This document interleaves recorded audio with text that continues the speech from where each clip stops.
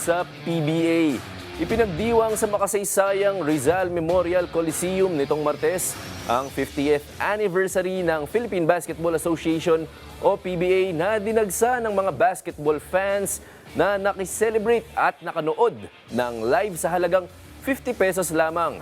Balikan natin ang mga naging kaganapan sa Golden Anniversary ng Asia's first pay-for-play basketball league dito sa ulat ni teammate Daryl Oclares.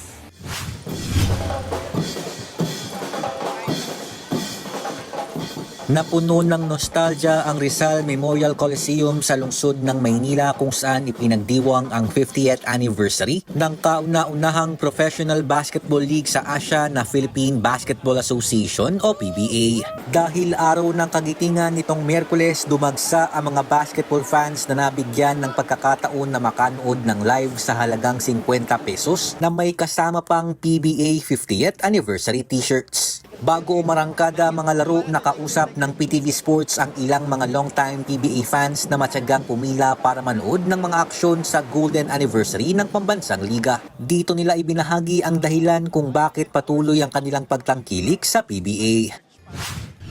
PBA pinapanood ko kasi simula pa lang nag-PBA na katutok ng pamilya namin. Hanggang ngayon, patuloy pa rin pinapatronize manood ng PBA. Maganda PBA, kaya panoorin nyo. Gusto ko kasi makita lahat ng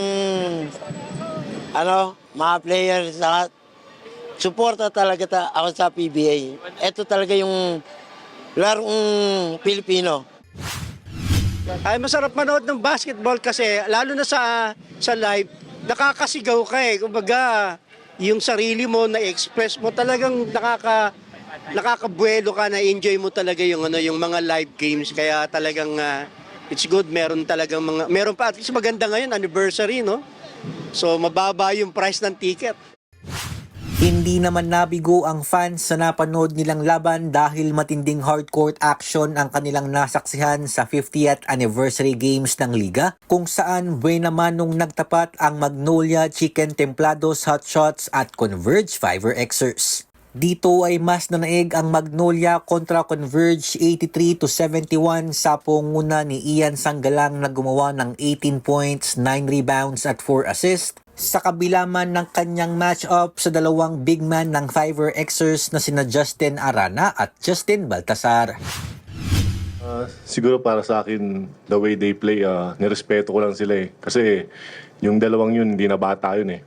Hindi na bata maglaro yung dalawang yun. So, ang ginawa ko from the start, kailangan ko lang respetuhin silang dalawa. Kasi kung hindi mo respeto yung dalawang yun, kakainin ka ng buong-buong yun. Kasi nakikita nyo naman kung paano maglaro sa mga past few games nila. Kasi ganda na nilalaro si Justin eh. Pares pala Justin yun. So, ayun, from the start, nirespeto ko lang. Binigay ko lang yung dapat kong gawin. Yung trabaho ko, ginawa ko lang para mabawasan din yung kumpiyansa na dala-dala nila. Samantala, naging throwback naman ang laban sa pagitan ng Meralco Bolts at San Miguel Beermen na nagsuot ng kani-kanilang mga retro jerseys. Bago magsimula ang laro, isang ceremonial toss ang isinagawa sa pangunguna ni PBA Commissioner Willie Marcial at PBA legends Jimmy Noblesada at Elmer Cabahug. Bukod naman sa retro jerseys, classic font din ang ginamit ng PBA para sa pagpapakita ng starting lineup at scoreboard sa naging broadcast ng laro. Matapos ang 48 minutes ng sagupaan sa hardcourt, wagi ang Beermen kontra sa Bolts 110-98 sa pamumuno ng isa sa mga makasama sa PBA's 50 Greatest Players list na si Junmar Fajardo na kumamada ng double-double, 28 points, 10 rebounds, dagdag pa ang 4 assists. Samantala, nagpasalamat naman si Kume Marcial sa mga basketball fans na nakiselebrate sa kanilang 50th year. Ani Marcial, sana ay hindi sila magsawang manood at suportahan ang mga laro sa PBA. Natutuwa ko, ang daming tao. Dami pa nakapila sa labas.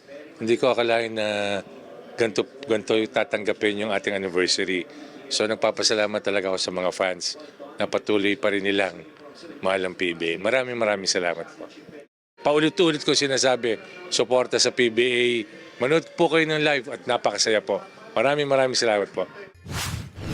Hindi pa tapos ang paggunita sa Golden Anniversary ng PBA dahil magpapatuloy ang selebrasyon sa April 11 sa Soler North kung saan magsasagawa ng formal ceremony para mailuklok ang 10 dagdag na players sa PBA's 50 Greatest Players List.